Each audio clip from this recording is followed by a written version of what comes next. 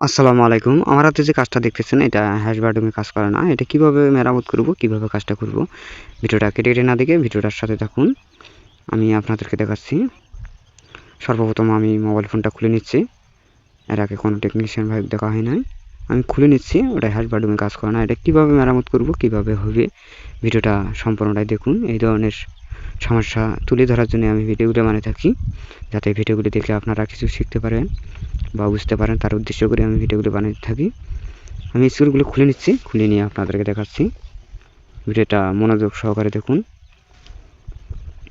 স্ক্রুগুলো খোলা পর্যন্ত অপেক্ষা করব। আমি সাউন্ড বারটা খুলে নিচ্ছি, খুলে নিয়ে আপনাদেরকে দেখাচ্ছি। সর্বপ্রথম আগে পরিষ্কার করে দিয়ে দেখব কিবোর্ডের ঘরটা ময়লা আছে কিনা, সেটাও আপনাদেরকে দেখাচ্ছি। না হলে পরবর্তী আমি জাম্পার করে দেব।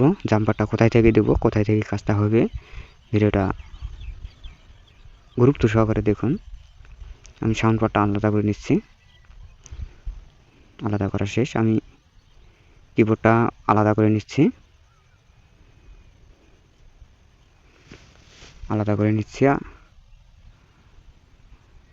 ঘরটা হ্যাশের ঘরটা আমি সুন্দর করে পরিষ্কার করে নিচ্ছি।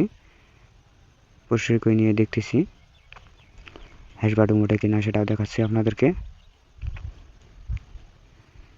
প্রথমে স্ট্যান্ড না আলে আমি জাম্পার করে দেবো, দেখতেছি ওঠে কিনা। উঠতেছে, হ্যাশ বাটন উঠতেছে। আমি সাউন্ড বারটা লাগাচ্ছি, লাগিয়ে আবারও দেখার চেষ্টা করতেছি।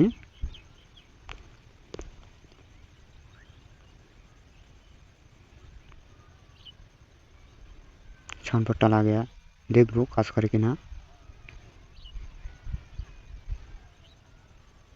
কাজ করতেছে।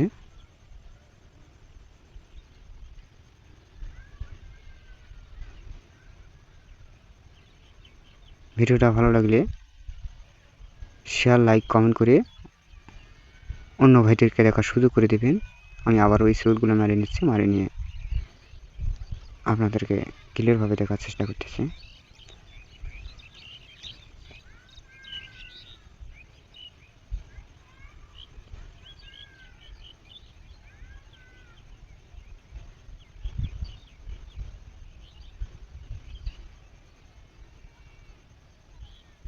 স্ক্রুগুলো লাগানো শেষ।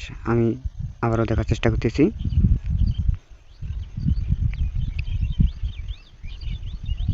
কাজটা হয়ে গেছে।